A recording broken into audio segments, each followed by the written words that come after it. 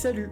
Aujourd'hui, je t'emmène avec moi dans la visite de l'exposition Manga Tout un art du musée Guimet. Cette exposition est encore visible jusqu'au 9 mars 2026. Dans cette vidéo, je vais te montrer quelques images que j'ai capturées dans l'exposition et je parlerai en voix off pour te raconter ce que je te montre. Mais évidemment, je ne vais pas tout te montrer.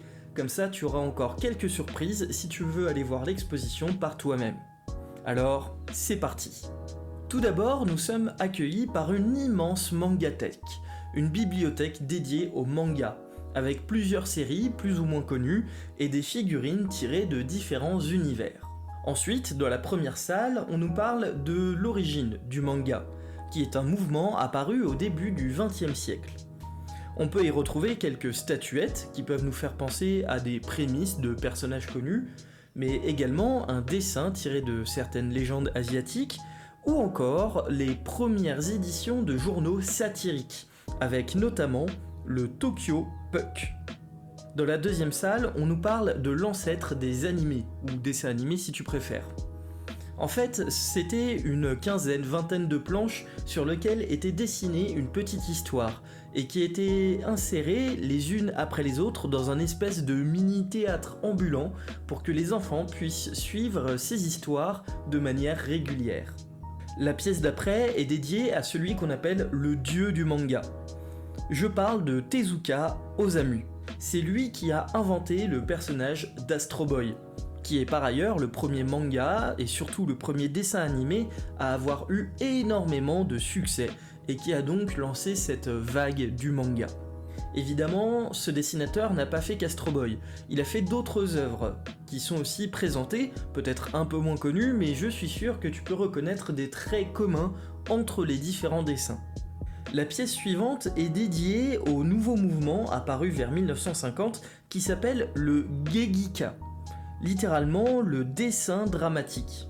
Dans cette pièce, on peut effectivement voir des objets historiques pour comparer l'histoire et les dessins, mais on observe surtout que les dessinateurs font des œuvres beaucoup plus adultes, beaucoup plus sombres.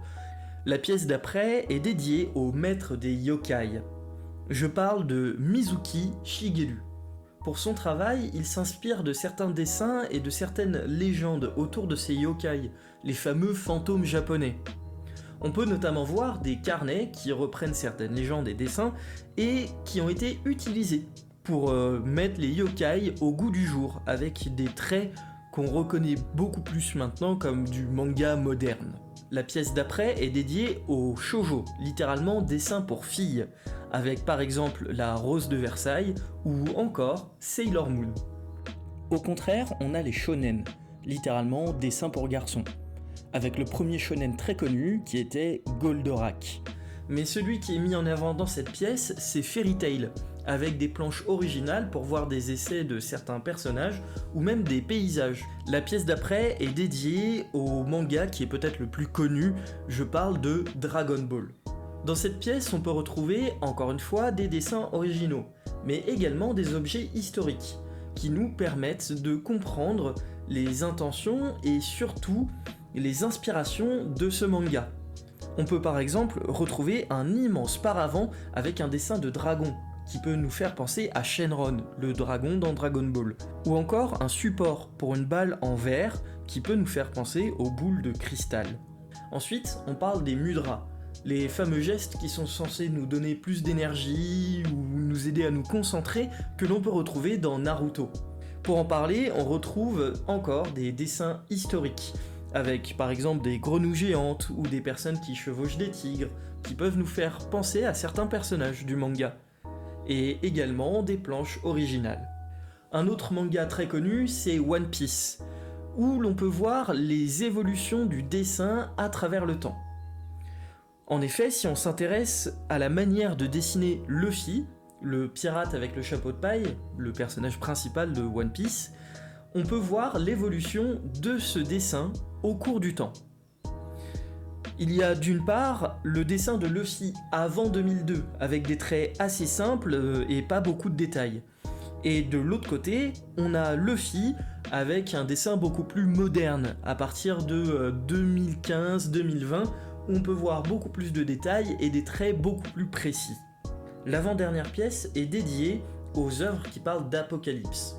On peut par exemple retrouver Godzilla, qui parle de l'attaque nucléaire, ou encore L'attaque des Titans, une œuvre qui parle elle aussi des différents drames qu'a connus le Japon au cours de son histoire.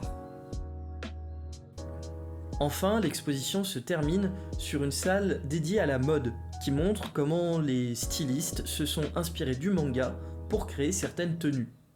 Alors là, on a terminé de parler de l'exposition sur le manga, mais il y a une autre exposition, aussi au musée Guimet, sur la même période, qui est quand même liée, et qui est dédiée à la grande vague de Kanagawa. Dans cette petite pièce, on peut voir plusieurs choses.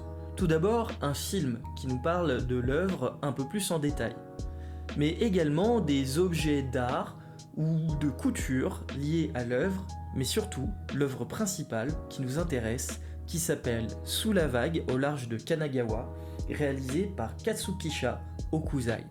Si tu veux aller voir cette petite exposition, elle est accessible avec ton billet pour l'exposition manga. Et elle se situe au 2e étage du musée. Il faut donc monter avec les escaliers ou les ascenseurs pour voir cette œuvre iconique de la pop culture. Pour terminer, je vais te donner mon avis sur cette exposition. Évidemment, personnellement, je l'ai adorée. Déjà parce que j'aime beaucoup le manga, comme tu peux le voir juste derrière moi, mais surtout parce que les objets historiques nous permettent de bien comprendre quelles sont les sources d'inspiration pour les œuvres qu'on connaît aujourd'hui. Et ça, j'adore. En plus, il y a plusieurs pièces qui sont dédiées soit à des thématiques générales ou alors à des œuvres plus précises.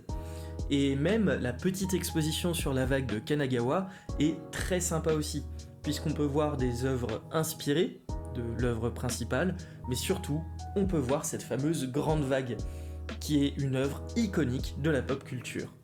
Pour moi, c'est ici que s'arrête la vidéo. Si tu l'as bien compris, je te conseille fortement d'aller voir cette exposition qui ferme le 9 mars. Il te reste donc environ 2 semaines avant la fin de l'expo pour en profiter. Sur ce, moi je vais te laisser et je te souhaite une bonne fin de journée et on se retrouve la prochaine fois pour plus de contenu scientifique ou de visites d'exposition. Salut!